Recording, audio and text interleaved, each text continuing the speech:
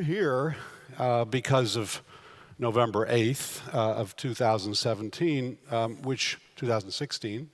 which in many ways changed everything. I'll just give one little vignette about how it changed my life.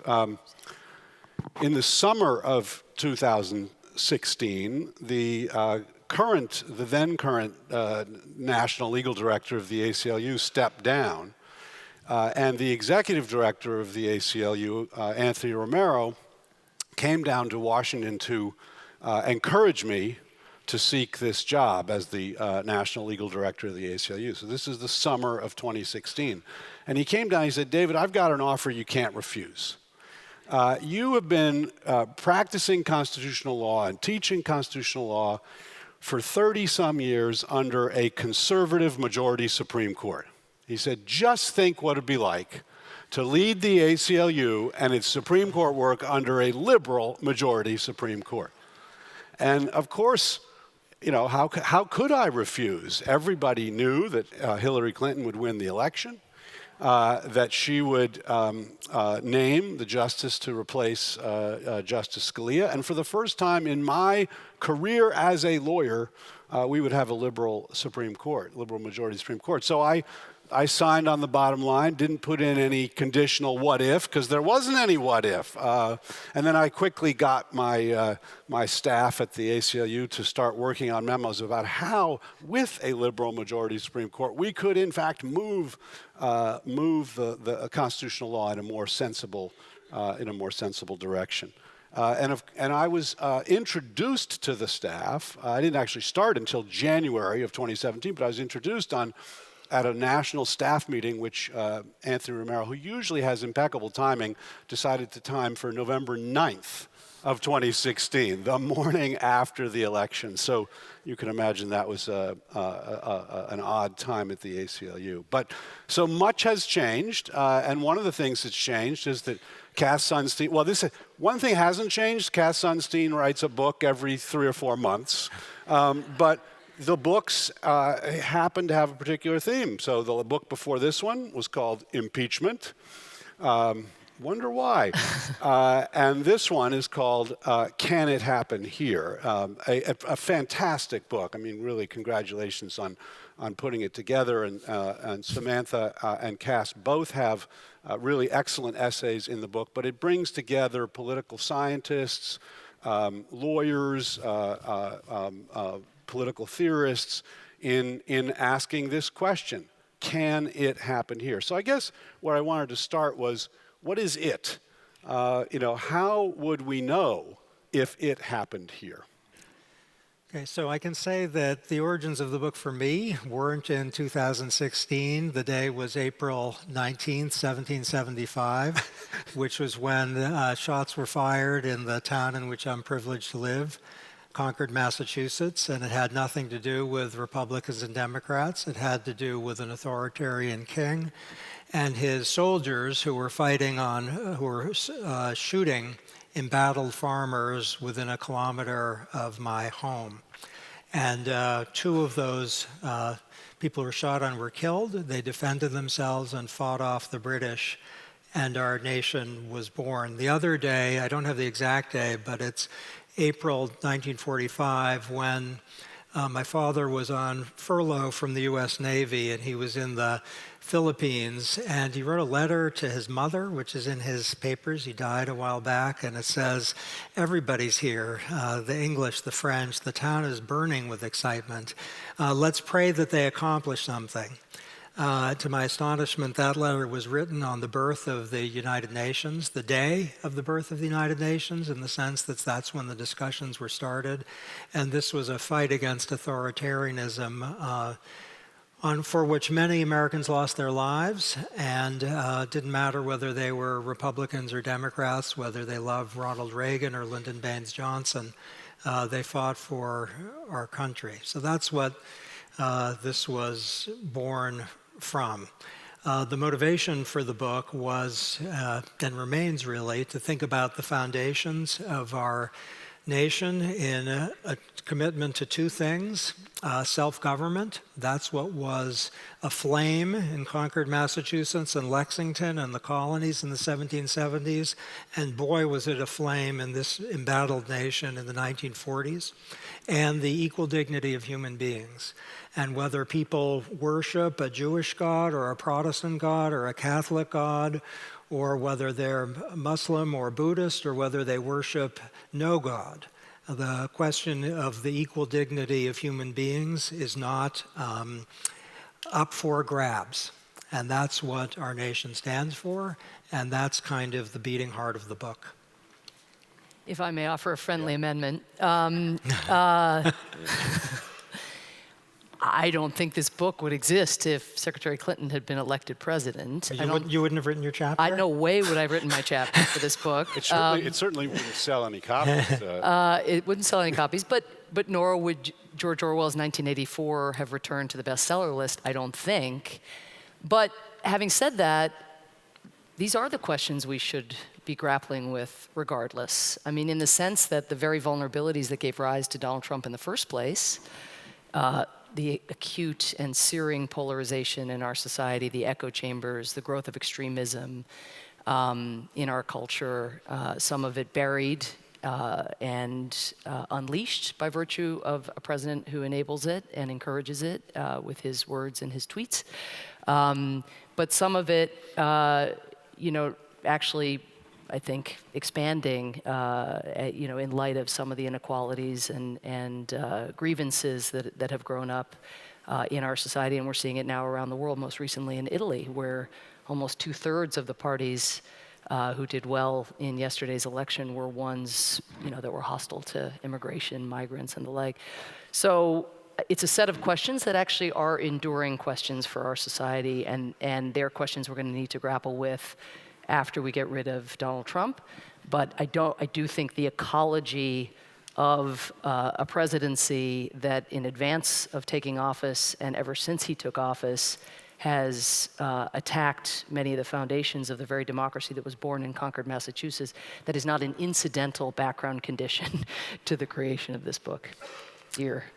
Do you agree with her, or do you agree with me? Point taken.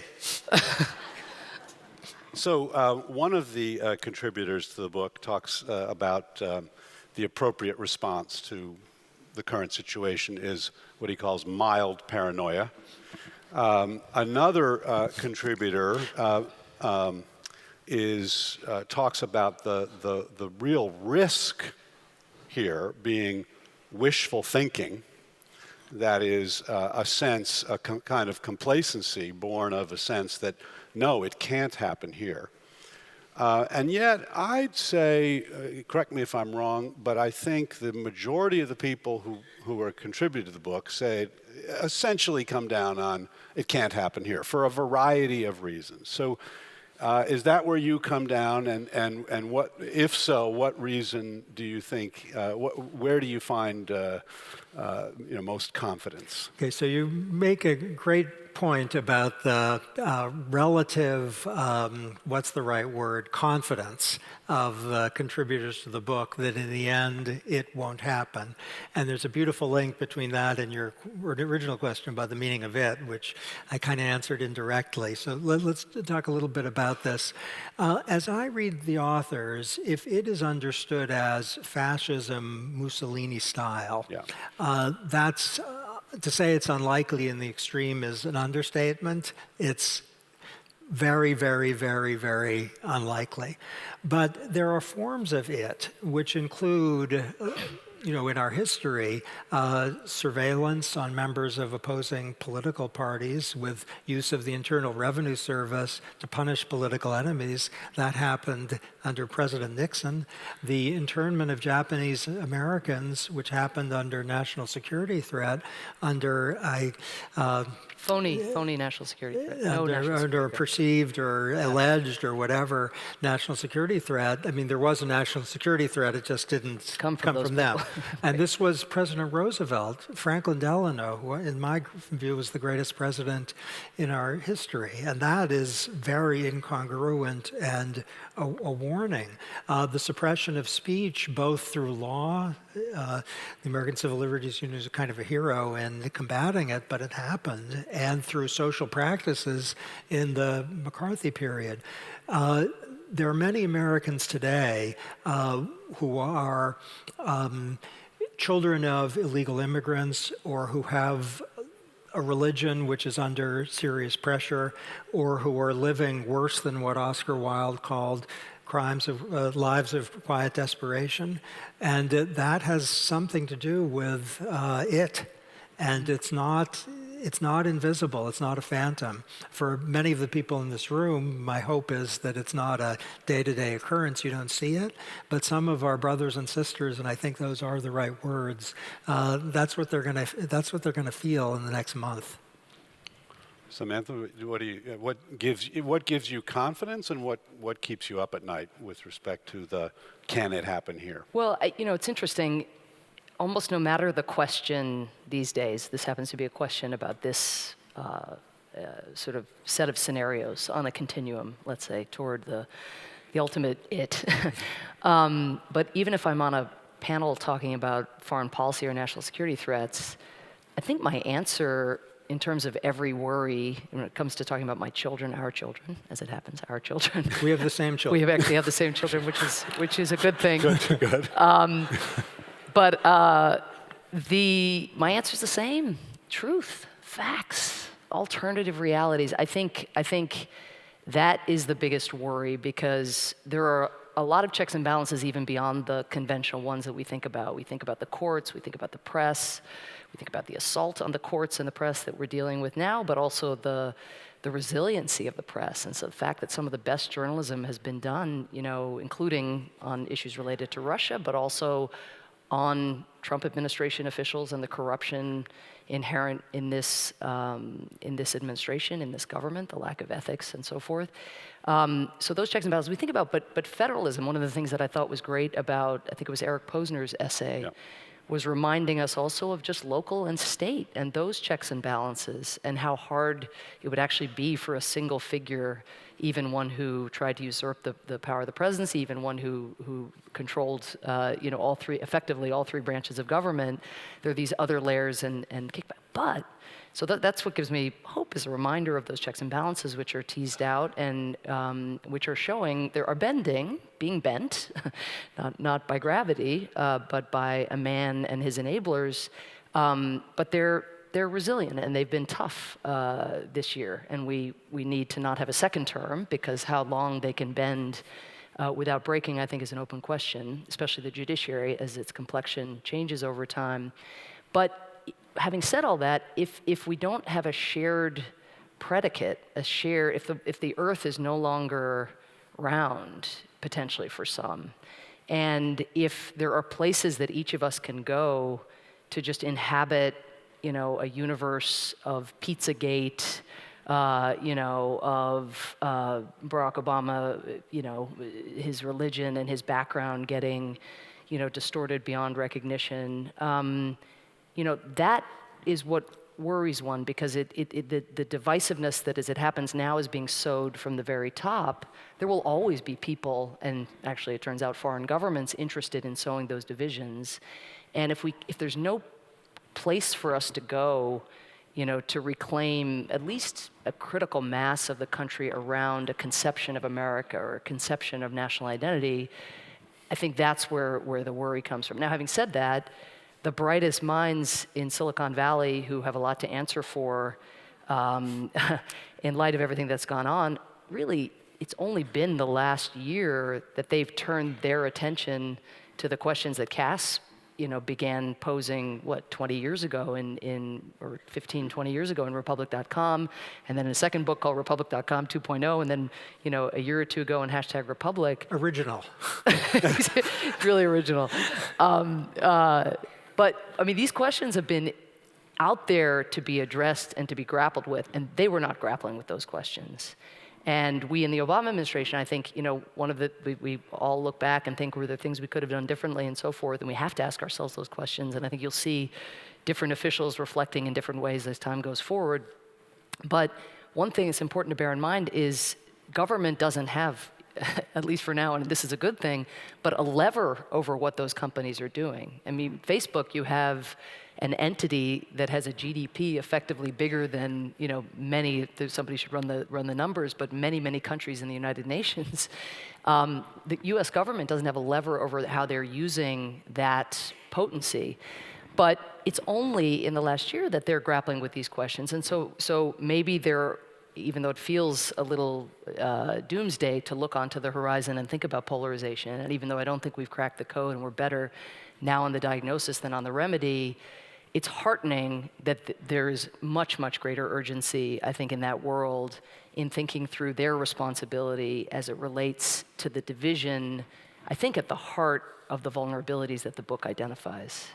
So great. So that raises one set of questions, which is sort of what are the causes of what's going on here? On the one hand, I think there's a risk that people overread Donald Trump's winning of the election. After all, he lost the election, right? But the weeks before the election, all the articles in the paper were about the demise of the Republican Party. It's inevitably going down the tubes. The demographics of this country have left it behind. It's stuck with this man who can't possibly win, and et cetera. And then he lost the election, and all the, except for the Electoral College, and all the articles about the demise of the Democratic Party, et cetera. And so one view is, he didn't so much win the election as the Democrats lost it by not coming out in the same numbers as they came out for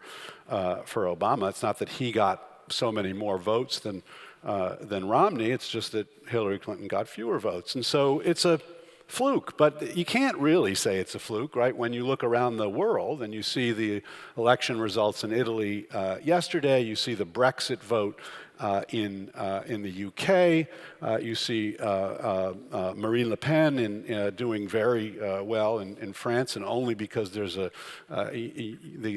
major parties unify against her do they keep her out of power. So.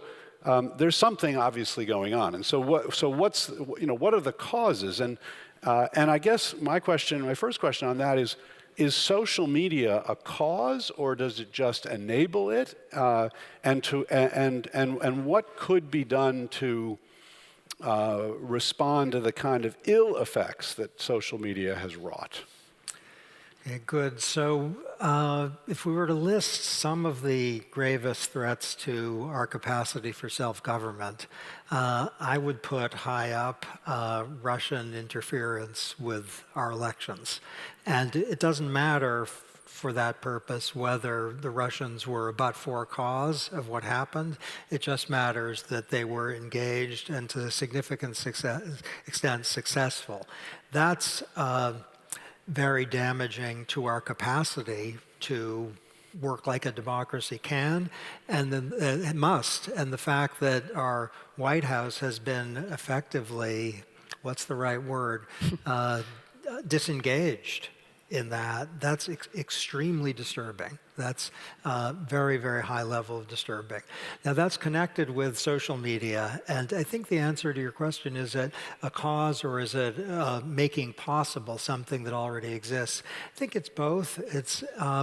It's making possible something that already exists in the sense that certain forms of, let's say, anger and rage and feelings of powerlessness are there, and they are a responsibility of all those who have the blessing, really, to serve the country. And if they haven't addressed that, whatever their political party, that's a failure. And that just exists. At the same time, the social media makes for Russians and makes for the left and the right an ability to, and for the Russians, an ability to target, to create information cocoons, to spread falsehoods in a way that's kind of disturbingly reminiscent of an old Marxist idea, which is to heighten the contradictions. This is kind of a famously complicated idea, but the simple version is you make a society fall by heightening the contradictions among various groups. And of course, Russia, the most important part of the former Soviet Union, tried in 2016 to heighten the contradictions. That's where it does everywhere. And it uses, guess what it uses to do that? Social media. And that's not a pre-existing thing, at least on the part of our country. That's fueling something by triggering some attention that is in all of us accessible, where you see some tale that's something that you personally are super alarmed about, and you're told it's even worse than that, and your fellow citizens are behind it. Man, oh man, does that make you think of your fellow citizens as enemies rather than partners? Okay, there's that. There's also President Trump, who, and I should say, just out of fairness, that on some issues, I think all of us, on reflection, would think he's not on a bad track on some issues. But having said that, the fact is that he is following the Russian Marxist strategy, not because he's a Marxist, certainly not, but because social division is... Maybe a Russian. Not that either. A building guy, a real estate guy. And but he is heightening the contradictions. And this I mean as a very severe condemnation. And I say this with reluctance as a former Obama administration person. I really want to bend over backwards to be supportive to the extent I can of my own boss's successor. But here, this is really not good, that to try to divide people by describing political opponents as people who should be in jail, or by saying, now we can say Merry Christmas. I mean, come on. That now we can say Merry Christmas stuff? President Obama said Merry Christmas, and you know who used that now we can say Merry Christmas as a political point in the election of 2016? The Russians. Can I just add one little footnote to this because I think it illustrates a little bit the new world we're in and how and the point I was trying to make earlier about finally kind of grappling with it, if not yet mastering it. For the chapter I did for Cass for the book, pressure every single day on the home front, you sure there's no chapter on the can it happen? So finally I caved, and at the last minute, snuck in a chapter. But I looked at the issue of Russian interference and tried to understand better, in effect, an answer to your question, that sort of, is there something new going on here, or is this just a new venue for, old tricks? And what I dug into, which I hadn't had the chance to do while I was in government fighting or arguing with the Russians, was an effort in the 1980s by the Soviets to interfere in our election and to prevent the re-election in 1984 of Ronald Reagan. And it was Andropov who ordered, before he took Brezhnev's place running the Soviet Union, he ordered what he then called, and what Putin now calls, active measures, a kind of hybrid campaign to interfere with our election, to plant negative news stories, to leak information, basically to lie and to try to get it in mass circulation in America. But a major difference back in the 1980s is, of course, that there were umpires, there were referees, there were editors, there were fact checkers, there were people making judgments about what sort of crossed the threshold for being newsworthy, and most people, not everybody, of course, but was grounding that in their best assessment of fact. So Reagan was reelected. I think he took 49 states, and it made no dent. They tried the same thing with Margaret Thatcher, and also made very little dent. So this is a little bit of apples to oranges. There's so many different factors, including Reagan and Thatcher's relative popularities and a very different electoral map. But I think the point about just unmediated falsehoods as part of an active measures campaign, this is something that we're going to be dealing with for a very long time. That's a separate, it's an overlapping issue with the question of how people go to extremes when they're hearing views that are only like their own. And so what you have is this weird combination now where Russia is able both to foster and exacerbate extremism and to put unmediated falsehoods into the bloodstream, and where every day of every year more people are getting a higher percentage of their news from this unmediated set of platforms than they were the day before. So it should be said the United States is not free of blame in terms of attempting to affect the outcomes of other countries' political contests either. But Russia was certainly now has the ability, and every country really has, because the internet has no boundaries and no mediators. Every country has the ability to interfere with every other country's electoral processes, and it seems unlikely that norms are going to solve the problem. So, is there a solution? What what ought we be doing to respond to what we now know Russia did, and secondly, or maybe relatedly, what should we do about the problem of fake news more broadly? Well, there are private solutions and then there's public action. So Facebook and Google have tremendous capacity to respond, both by disclosure of sources and by informing people about things that are severely questioned, let's say, or been found by an independent person who's reliable not to be true. And Facebook's been working on that. They have a way of working with their news feed such that you either see some crazy made-up thing from a political instigator, let's say, or from a Russian, or not. So they have tools, and Google has tools. So it appears from public statements that both Google and Facebook are quite focused on this, and they are, I think, admirably determined not to play political favorites. That's not their role, but to make sure that they're not contributing to democratic problems. In terms of what our country can do as a kind of public entity as opposed to private, I think the first thing we really need, and this deserves very much bipartisan, I think, exclamation points, is the White House, which has a unique role in our nation, needs to, in a hurry, engage this problem as a problem. And that's indispensable so that we can have a kind of unity that this is not acceptable, whether the Russians are trying to help the Republican or hurt the Republican. And then the next step is to ask the former U.S. Ambassador to the United Nations and member of the President's cabinet what the U.S. government should do, having engaged the issue. That was very, very nicely done. 3 books, and that's the best we can do? Trying to have a little equality here. No, there's no shortage of equality. What would you do? So you're back in power. You have this. We learn what the Russians have done. What do you do? Well, it takes 2 to tango, and one of the biggest challenges is that, as Cass kind of put in a more delicate way, we do not have full-throated bipartisan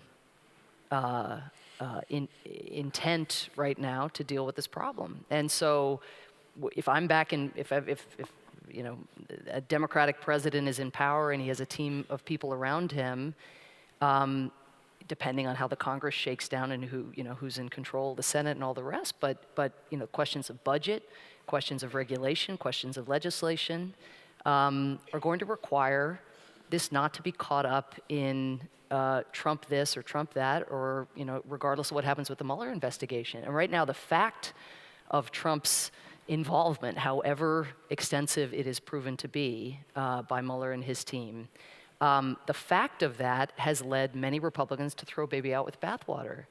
And that's insane, because it isn't just the Russian government that is taking advantage of these platforms. We are fortunate now, thanks to our military, that ISIS is in retreat and that the caliphate has been, ended, dissolved. But the virus that gave rise to ISIS is out there. It's out there taking advantage of the same platforms that Putin took advantage of. And, it'll be China in the next round as that, clash of titans, takes multiple forms in the coming generations.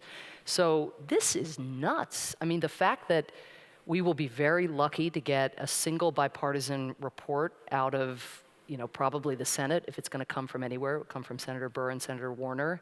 The House is almost, it seems certain to produce two Right, but separate reports. I'm not looking for criticism of what's going on. No, That's but easy. what I'm saying, what I'm would saying you do is- if you suppose there's, No. you are the Yeah. autocrat. It Yeah. happened here. You have become We the don't want authoritarian. that. No, it You are doesn't the happen here, Dave. No, You but the can't question blow is, past the question of whether or not Republicans can be brought to believe that this is an issue, as Cass put it, where you're wearing the veil of ignorance and you don't know who the beneficiary of interference is going to be. That is not a question you can blow past. We do not have a kind of system where one party gets to roll the other and just do what it wants. I agree. So that's point Agreed. one. Yeah. Point two, we have convening power when we are in office, and we tried to use it. People like Ash Carter created like a digital service in the Pentagon, sent Defense Department officials to work in Silicon Valley and brought Silicon Valley people in. Obama created a US digital service at the White House where we had 200 people come in. We did things like process refugee applications, digitize refugee applications, and digitize veterans' benefits. Well, now, of course, this set of questions, not just cybersecurity, which we were very alert to, but the set of questions around interface with Silicon Valley will be, atop the list. And I say this because the part of what the Russians were doing that I think really was brought home just at the very end of our administration, which was, let's say, underestimated by the Congress, by us, by the public, was this misinformation part. But it is not going to be in the hands of the Russian government, as Cass was saying, in the hands of the American government, to be deciding what's true, what's false. Like therein madness lies. Then we end up right down on the same path. But it is within our power for us in the government, should we have the privilege of being there again, to change the cost-benefit calculus for those companies. Cass is very generous to them. Yes, they're thinking about it. I've said there's new urgency to their efforts. They are companies. They want to make money. There are a lot of people in both parties who are using their services, and they are going to continue to put profit, presumably atop country, frankly. And yet, it is the rest of us then who have the power to pressure them to such an extent that their calculus cuts in favor of experimenting until we are able to mitigate this problem.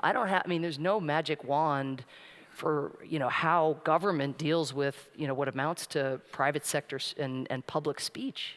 Can I say something about the convening power? I think that's a very important point. So many people in this room probably, you have bought appliances, refrigerators, microwave ovens. Do you think I'm going off on a tangent? Do you think I'm trying to avoid the question? Within the last few years, and chances are, if you bought a refrigerator, a microwave oven, or a clothes washer, or a clothes dryer, it's energy efficient. Very. And that's not because of magic. It's because of an exercise of something like the convening power, where the government worked with the companies to get an agreeable mandate, meaning a mandate that wouldn't be legally challenged or described by the companies as unreasonable or stupid, that would be energy efficient. And they all talked to each other and came together and basically made significant progress on the problem. And that's something, it's not that, it's not headlines, but it's something that's making life a bit better for people. If we really wanted to engage this particular problem, to use the convening power for the Department of Defense, Department of Homeland Security, to get relevant people in the room, some of it could start relatively quiet and say, we have a high priority here, which is our system of self-government. How do we protect it? And the likelihood that progress is made in a 3-month period, I would say, is over 90%. So I don't think we can blame the entire phenomenon on the Russians or even on social media. And I wonder what the two of you think about the role that the wealth gap has played in all of this. We are now back essentially to the Gilded Age in terms of the gap between the rich and the poor in this country. And there are many who have argued that in order to have a robust constitutional democracy, you really need a certain level of egalitarianism, a certain robust middle class, and we're losing that. And that then leads the poor to be very alienated towards the elite, and it leads the elite to marshal their resources in ever more aggressive ways to ensure that their views, that they don't have to redistribute their wealth. So I guess the question is to the both of you, to what extent do you think this is part of the problem, and is there a way out of it, if it is? It's a fabulous question, and it's an empirical question. And here's a kind of rough grasp at what my understanding of the data is. It's not inequality as such. So it's not that there are, a lot of rich people and a lot of people who aren't so wealthy that's producing what it is. We haven't been very specific about. So I want to be a little more specific about it right now and say that aside from the Russian stuff, what is most characteristic, I think, of the Trump presidency so far, apart from the policies, is the systematic attack on independent institutions. We've never seen this before. The attack on the Federal Bureau of Investigation, which is independent by tradition. The attack on the Department of Justice, which has a degree of independence by tradition. The attack on the media, fake news. The people should lose their licenses, the President of the United States has said. The attack on the judiciary as ruining basically national security. That's something we haven't seen before. But it's not as if the President is just saying that out of his own head. He's channeling something. And I don't think it's economic inequality. It's something more about, what's the right word? A feeling of cultural disdain that large numbers of Americans feel that elites have toward them. And it doesn't matter whether you're making 20,000 or 60,000 or 90,000 or 98,000. Probably if you're making 200,000, it does matter. But if you're making stuff like that, you feel disdained by the media, by the courts, by the Department of Justice, then you are going to think, I want to make America great again. And so the Make America Great Again mantra, it does have more than ingenuity, maybe slightly less than brilliance, but more in the direction of brilliance than ingenuity. And it's not capturing inequality. It's capturing a sense of we've lost our country. And I think that is something that, let's say, Republicans who in their hearts of hearts are thinking the attack on our time-honored institutions is not what we want, and Democrats who think, someone who has different policies is okay, but this isn't okay. That responds to a sense of humiliation and disdain, which many of our fellow citizens feel. We really have to get a hold of that. And I would only add, I think what Cass has described is profound, and it's about dignity, fundamentally. Just a sense, I think, of loss of dignity that we were alert to, but not alert to the extent of. And the only thing I'd add, which is sort of a little bit of a doom loop that we're in here, but is the information that a lot of people who have that predisposition, the information that they're getting has a villain attached to it. Right, and so, and often the causality is bunk. It's not real, but it's a story about where that sense of loss and bygone days and, carnage, what the roots of that are. And so I think it's very hard to disentangle what is about socioeconomic dislocation, what is about, technology and automation, all the rest, what is actually immigration and the economics of immigration, and what is Sean Hannity being on the TV telling you it's those people who are coming, it's the other and the foreigner and the, who are coming in. And so, again, you can have a whole panel on that question. I think neither of us are exactly sort of expert on the sociology of it, but I think the idea that you can separate the echo chamber from questions of causality and blame, isn't. I think these are now all swirled. Yeah, I think they're connected, but I want to push back a little bit on the economic, because I do think there's a way in which, people have been making extreme arguments in this country for a very long time. Talk radio has had extremist positions for a very long time. And they've taken root, and I think in part they've taken root because of what you both have referred to, which I would characterize as a loss of trust. It's a loss of trust in each other. Right. It's a loss of trust in government. And then it leads to a kind of cynicism. And I think, I think that is not uncoupled from the fact that the 20 richest people in the United States have more wealth than the bottom 50% of people, than 152 million people in the United States, and that sector has seen tremendous growth, that 0.1% tremendous growth in their wealth and income over the last 20 years, while the bottom has seen their wages either fall or stay the same. And at some point, look, I mean, you don't get to a point like the Gilded Age without it having, I think, deeply corrosive effects. And so, yes, they appear through social media and they appear in these forms, but I think it has to be part of the solution to move towards a more equitable distribution of wealth. Okay, so you're asking a great question, and it's both a policy question and it's a question about our politics. So here's one view, which is that the top 1%, some of the left in our country is very focused on the top 1%. Some people on the right and the left are very focused on the bottom 10%. And I stand with them.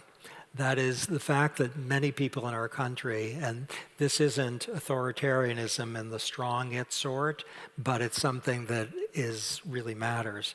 The bottom 10%, the lives they're having are extremely tough. They're tougher now than they were a year and a half ago in some respects because of policies. And the problem they have, this is going to be controversial, is not the spectacular wealth of the top 1%. It's the terrible absence of wealth of them. And you could confiscate the wealth of the top 1% and they wouldn't be at all better off.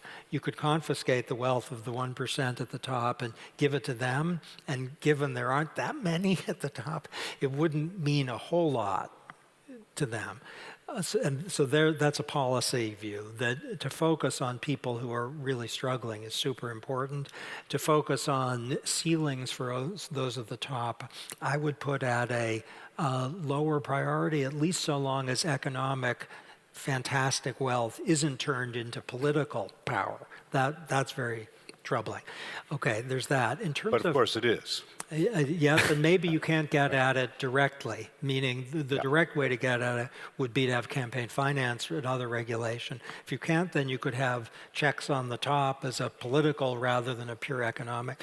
Then the question is whether, let's say, authoritarian populism, we're going to call it, of the sort that the president, sad to say, is channeling in his attack on the institutions, whether authoritarian populism is causally connected with that inequality. Yeah.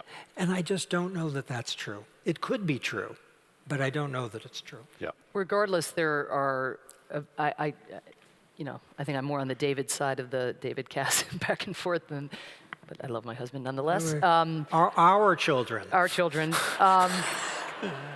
But the one thing we have to say now is that whether that is, 40% of the reason that the appeal exists.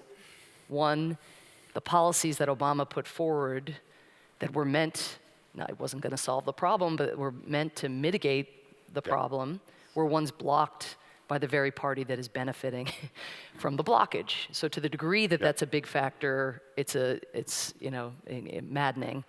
But second, I was very struck by the David Brooks columns, over the last couple weeks, where he's been traveling around to elite universities, talking to alleged elite students, whatever that means, at these fancy universities, and he's asking them about their heroes.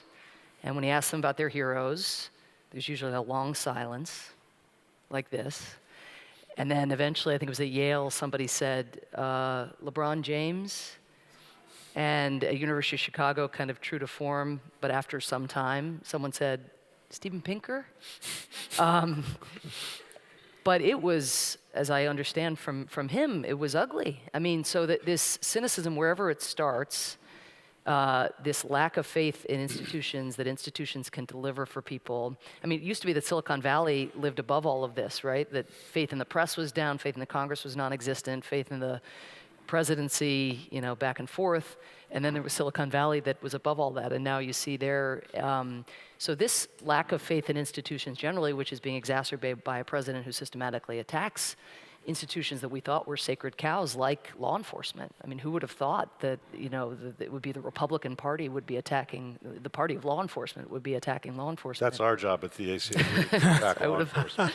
But so we have a bigger issue, and it's a crisis of confidence about our institutions that are somehow, again, with some commonality of purpose, it has to be a shared enterprise to try to chip back away at that, and we're not going to deal with inequality overnight. So what is the way where people start to believe again? So one of the very interesting chapters in the book is written by Jonathan Haidt and Karen Stenner, and they make an argument, and I'd love to hear your reactions to the argument. Their argument essentially is that we have the seeds of authoritarianism in us. And by us, they mean in human beings organized in democracies. And the argument is that there's just a certain number of people who, like order, clarity, social cohesion. I can think of a number from my upbringing who thought that. Some of my teachers liked that. Some of my parents liked that, and it's just part of who we are. It's a big part of who we are. When and we live with that, but when people who have that feeling about a desire for order and cohesion feel threatened by difference, they can then be induced to follow an authoritarian leader, and it's no accident that authoritarian populism goes hand in hand with nativism and anti-immigrant, and it's no accident that you're seeing a rise in authoritarianism in Europe in the wake of the refugee crisis, in which many people in Europe feel like they are getting inundated with difference. And it's a compelling argument. It's also a disturbing argument, because the question is then, where do you go with that? Are there, is there only so much diversity that a polity can stand? Are we better off with more more homogeneous? I just read Tony Judd's book Post-War, and one of the things he points out is in the first half of the 20th century, 60 million people were killed, either in war or by their governments in Europe. In the second half of the 20th century, very few people killed. And, we saw the European Union, we saw the Common Market, we saw the European Convention on Human Rights, we saw the fall of the Berlin Wall, most of it quite peaceful. One of the things that marks those two was an ethnic sorting that happened after World War II, where people were moved to places where they were not in contact with places of difference, with the exception of the Balkans, and we saw what happened there. So is this a limitation on our ability to live together? And if so, what does that tell us about immigration policy, about diversity and the like? I'll tell you a couple associations I have. Thanks for pointing to that chapter. It's by Karen Stenner and Jonathan Haidt, and it's fantastic, and it's an eye-opener. So one association is Malcolm X said, looking over an audience of African Americans, he said, they say you're black. Look at yourselves, you're 1,001 different colors.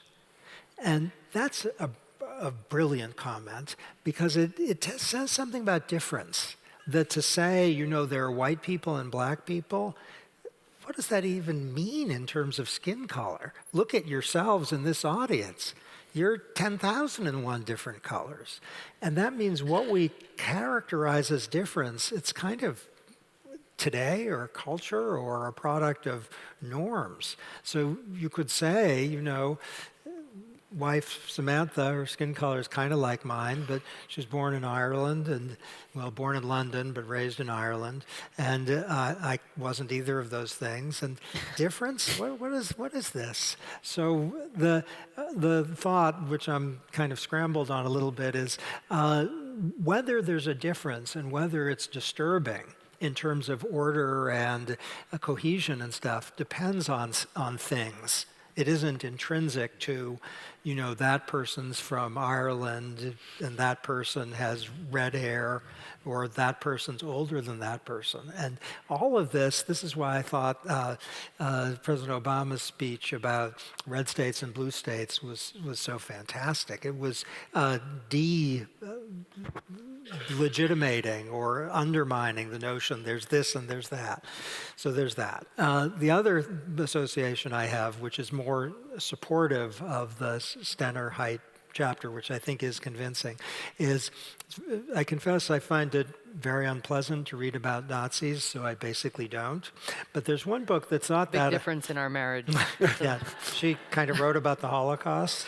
There's a book called They Thought They Were Free, which is a book about Nazis, an American who went back in the 1950s and just talked to them.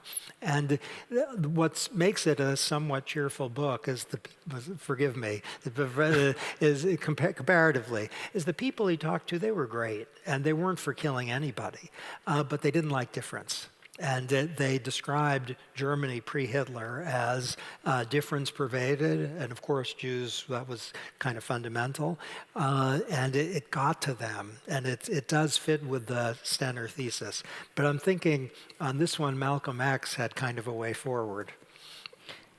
Just two quick also associations, neither fully responsive, but on the train on the way here, I was reading in the book in a couple of the chapters I hadn't yet read, and I asked Cass, I said, have you read Philip Roth's Plot Against America? And he said, I started it. And I said, oh, because I haven't read it. I said, was it not any good? He said, no, it was great. And I said, why didn't you finish it? He said, it made me too sad. So this is why he doesn't read about the Holocaust. My association is, I think, one of the lowest points, and there's an Olympic caliber competition for the lowest points in the Trump presidency, but his speech to the Boy Scouts, right? Because, think about that audience, to your point. Whatever about adults and their preferences, adolescent boys. We have an 8-year-old boy who acts like an adolescent boy most of the time.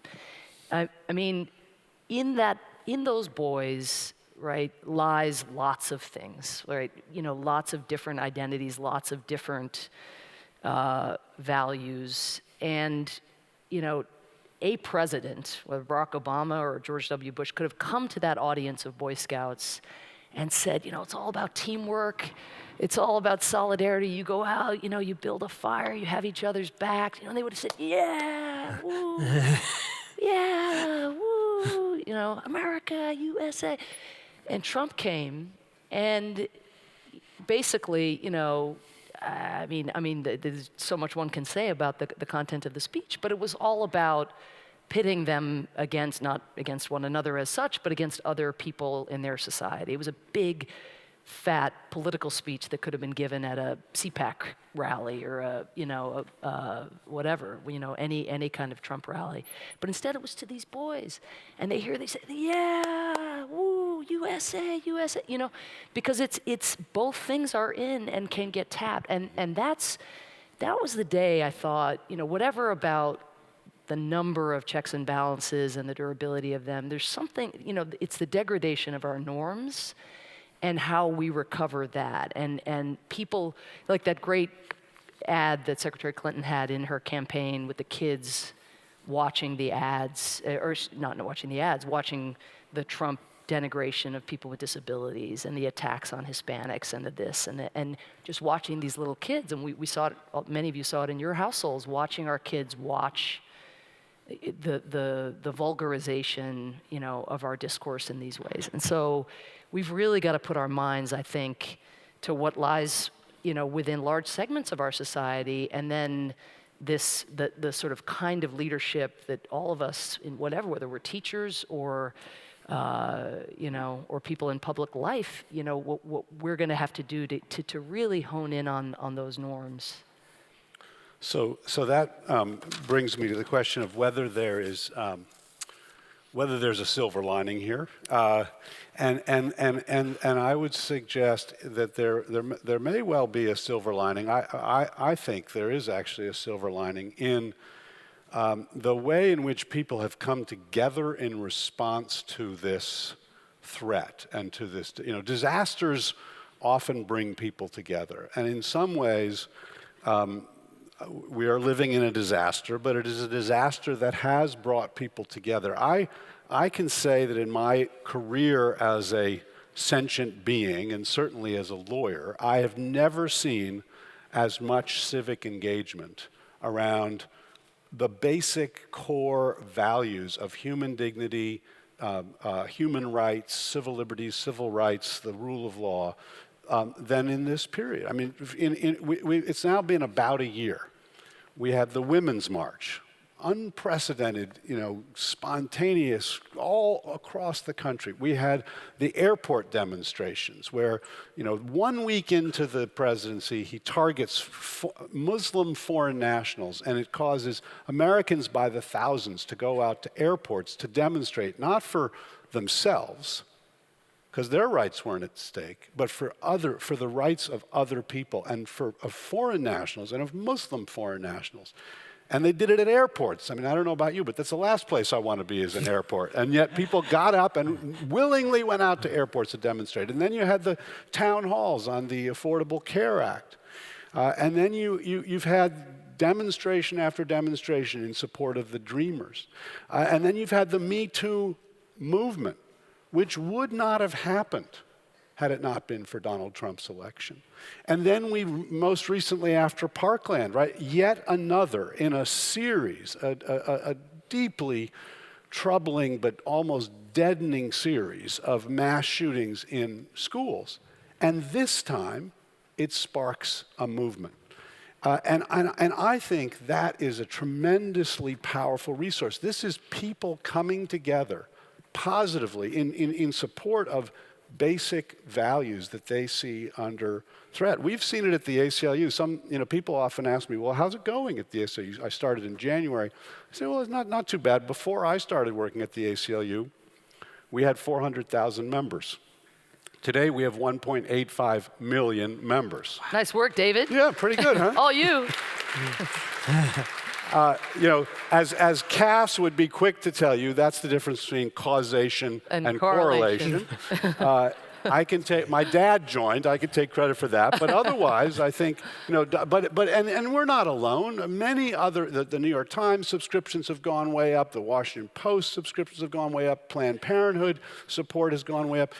And that's one, I think, to me, when I think about our future, that's where I find hope. It is that we have a tremendously robust civil society, and people are responding as they should to a threat by engaging in civil society, and not in just a negative way, in an affirmative way to stand up for universal rights and values, not just their own self-interest, but the rights of others. So Cass knows this because I have invoked it before, but my favorite sign among the Women's March signs, and some of them were very lurid, rated R and maybe beyond, but some of them were very basic and very simple and very beautiful. And my favorite was actually one held by a guy, kind of middle-aged guy. He held up the sign and it said, "Not usually a sign guy, but geesh." That was Cass who was carrying that sign. No. I think there's I think And so my appeal as I speak to groups and young people, especially around the country, is like, what are you normally not that this moment requires you to be? And you mentioned earlier, David, that if only all the people who had voted in the prior Obama 2 victories had voted in the election in 2016, we'd be, I hope, having some version of this conversation, because some of these structural issues would still be with us, but we certainly wouldn't be having this conversation. And again, this book, I don't think would exist, at least not in this household. But I think that you sort of, in effect, it gave the litany of things that I would have said in response to any question about bright spots. But it's really important that activism and that activation, that there be some proof points, I think, that it works in order to be sustained. And so I would add to your list, powerful, moving list of what has gone on, the fact that mayors and governors are just going about their climate business, along with many in the private sector, in a coalition that accounts for more than half of our population, if you count the states, the cities, and the companies that are involved, trying to ensure that the gap between our climate commitments made by the Obama administration, which we acknowledge were not even enough, right? The Paris Agreement is not enough. We've got to at least get to that baseline before we make a second tranche of commitments, but trying to ensure that there's as little a gap as possible. And our courts, rejecting the president's effort on DACA, the president's, or if not the president's effort, because who the hell knows what his position on DACA is, but basically the vulnerability of the DACA people for now, at least, and rejecting his effort to expel transgender people from our military, and having our military also be at the vanguard of refusing to allow that order, such as it was with all of its typos or whatever, to be implemented. And then lastly, and most importantly, and most timely, given that we're in 2018, the elections that have happened since the one big election that we talked the most about. I mean, 38 special elections have been held this year that have flipped. And often these were elections that Donald Trump won by the districts that Donald Trump won by a margin of 18, 20 points, and that are now swinging a full 30 points in the other direction, a 10-point margin for the Democrat.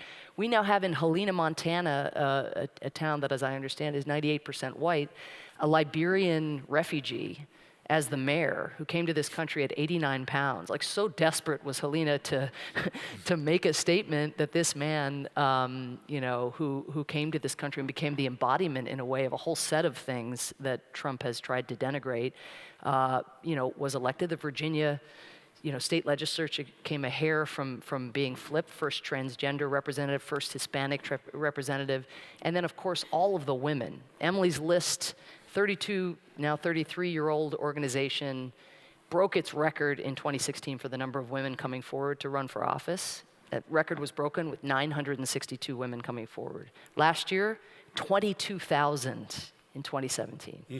And 2018 is even more, because we've got a whole slew of new races. So actually taking the House and showing people that getting out and voting, that it's again, a virtuous cycle.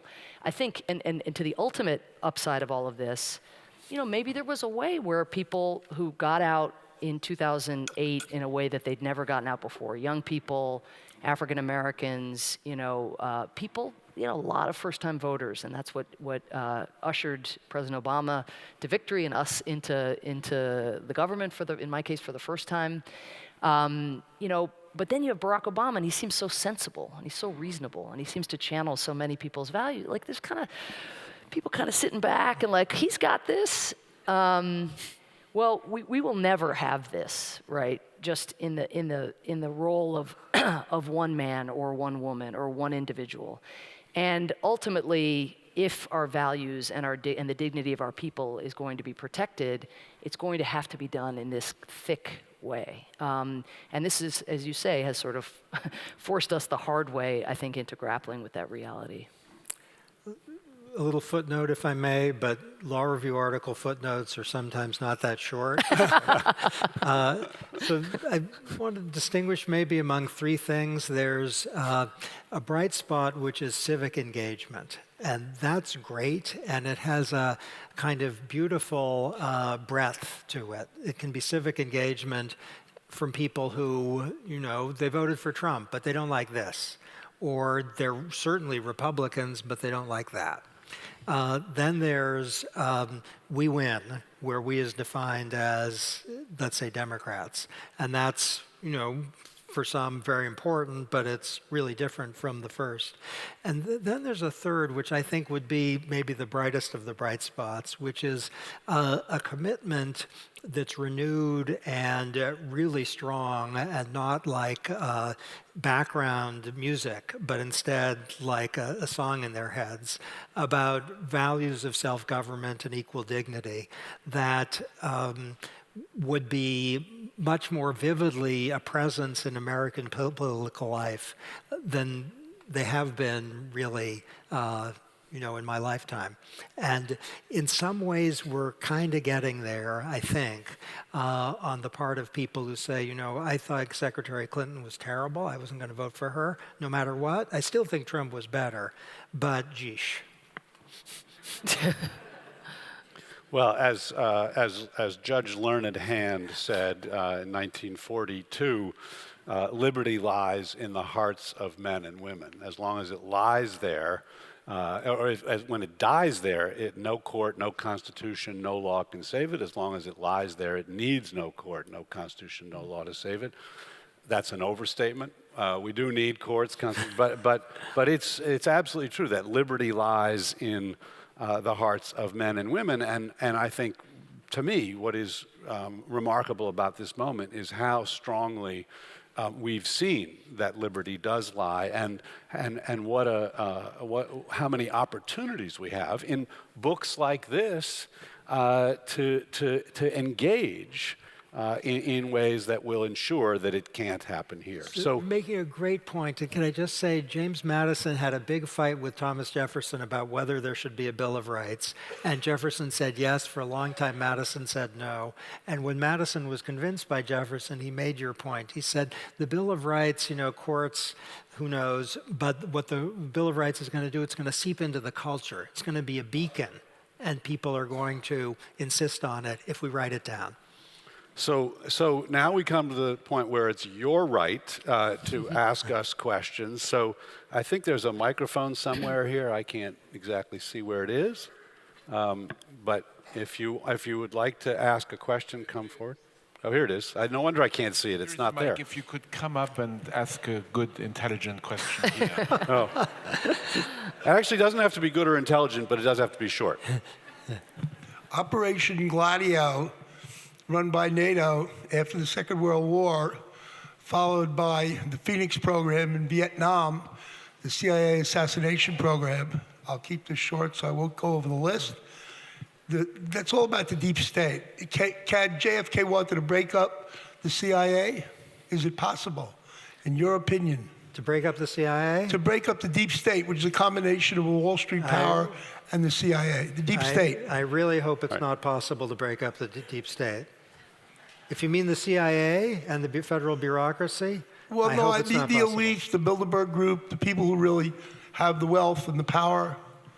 All right, let's go to the next person. Ask a question. I mean, I think it's there is certainly a concern about the extent to which much of our governance seems to be conducted behind closed doors, in secret. In the war on terror, a lot of very disturbing things went on precisely because they were kept secret. And so I think, there is a concern about that. I agree with Cass. We need a CIA. We need an FBI. We need a deep state. If the rest of the world has deep states, we need one too. But we also need to keep it in check. I also, just if I could, just even using this phrase, which is what Trump has done to denigrate officials who, he calls them Obama holdovers. These are people who worked for George W. Bush, Barack Obama, I had a town hall a couple days after the election at the U.S. mission to the UN. My mission was 150 people there, mostly foreign servants and civil servants, many immigrants, Muslim Americans, African Americans, women, people who I thought, some of whom might be upset about the results of the election. Certainly everybody was surprised. And I expected to go in and have to console these people. These foreign service officers, one after the other, just got up and said, we serve this country. That is who we are. That is what we will do. Like, I may not agree with what Trump has said. I may want to stay in the Paris Agreement. I want to keep the Iran deal. But, I don't see a lot of expertise in foreign policy on his team. I want to stay, and I want to serve this country. And one of the tragedies of the last year is that Trump's attack on the so-called deep state and on these individuals who have served in a bipartisan basis for so long at the EPA, at the FDA, at Health and Human Services, in the State Department, is that they've been turned into political operatives. They've been branded as political operatives, which is what they never were. And that loss of expertise within our government is a tragedy, and something that right now Democrats and any Republicans who are considering challenging President Trump need to be thinking about their plan for reconstituting a state that actually protects and advances the dignity of people, which is to say, not to be endorsing assassination programs or anything like that. We had come a long way in our history to actually try to ensure that these institutions were accountable, that there were checks and balances on what was happening within the U.S. government. But to hollow out our government and our institutions, and again, to tarnish the reputations of people who just wanted to patriotically continue to serve, even with whatever political differences they may have had, we should not be doing the bidding of a president who would do that. Yep.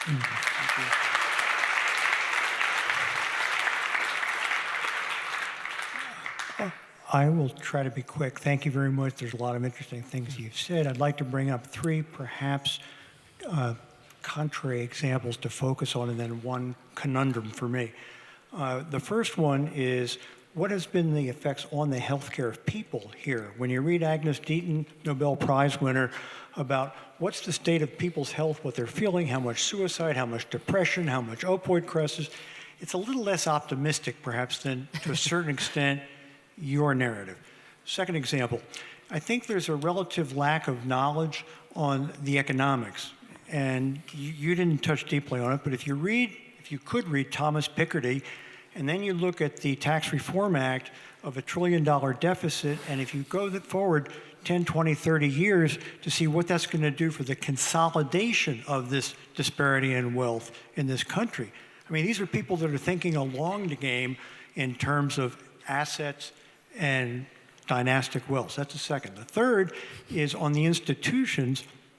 I find it's something of an attack and hard, but when we look at in Congress, when Mitch McConnell holds up considering a Supreme Court justice as an attack on the justice, when the Supreme Court upholds Citizens United to allow unlimited political spending, I'm saying those are attacks on the values and the structure. Why didn't people speak up? Now, here's the conundrum.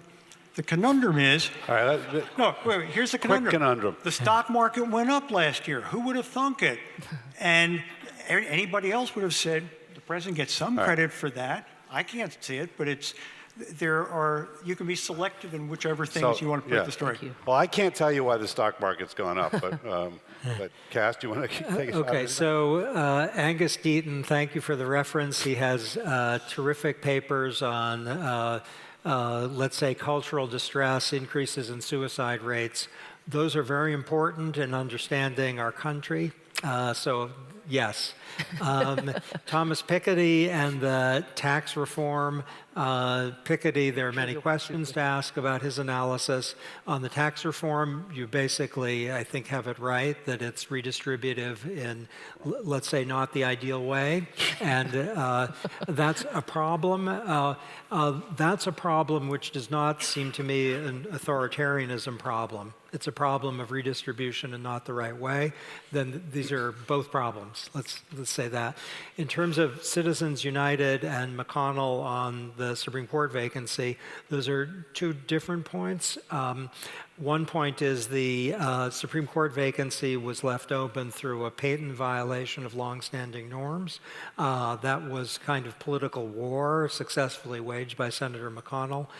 Citizens United was a very controversial and, in my view, incorrect Supreme Court decision. So agree, and we go on and do our best given that not ideal decision.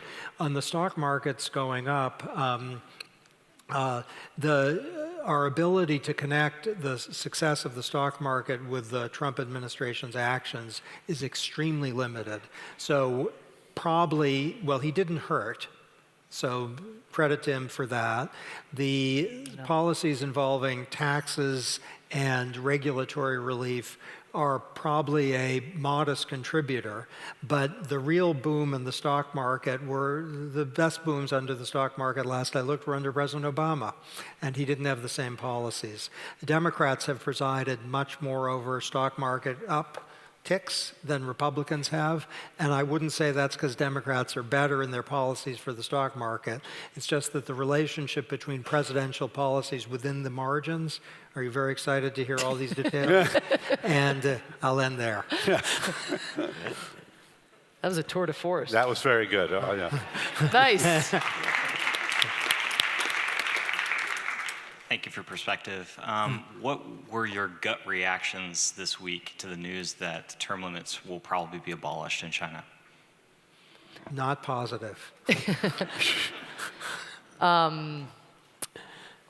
Not surprised. That ship had sailed some time ago, I think, with the purging of critical voices around President Xi in China. So it sort of felt like, the shoe that dropped. Very disappointed to hear, but not surprised also, to hear President Trump's reaction, which even if in jest, which I think people around him now claim it was, to say, to A, not criticize it or not raise questions about whether it was good for global stability or good for China, that would be in breaking with what any similarly situated president would have done. So his sort of taking it as a given, and did you hear what happened in China, and kind of, isn't that great? And then, of course, to compound his sort of relative praise for those developments by saying, maybe we should try that here, which may have been more easy to hear as a joke had he not been the only candidate in living memory who, when asked, would he respect the results, Trump, would he respect the results of the presidential election irrespective of the outcome? He was the only candidate, as you recall, who refused to say that he would among Republicans when that question was posed. And so to then joke about wouldn't it be great, to abolish term limits here seemed a compounding sort of bookend to saying you wouldn't respect the results if you didn't come out on top. Regarding China, I would just note that the worry, apart from just sort of in general, the worry about centralized power in an already supremely centralized state, is that our economy and our welfare is now much more bound up with China's, and will be ever more so into the future as China's economy, anywhere between 5 and 10 years becomes a more powerful or stronger economy than our own. But for the leader of any country not to be able to hear, or at risk of not hearing dissenting viewpoints, at risk of being surrounded by people who only provide him, or if it were somewhere else, her, with good news. And I worry about bad news not making it up. I worry about an absence of dissent in an economy that potent in the globalist system. I worry about the books being cooked and the numbers being glossed. We even saw it, in the Obama administration. Obama was somebody who would call on people on the back bench when he heard a bunch of, like-minded talk at the table, and sort of prided himself on the team of rivals and so forth. And yet, just the impulse when you're in a government and you're with somebody very powerful is you want to share good news. You want to get straight A's. You don't want to be the person coming in and imagine that in a centralized structure when you have effectively a leader for life. and then again, know that the fate of our kids and your kids and grandkids is tied up with that economy to a new extent. So this is not something an American president should be celebrating.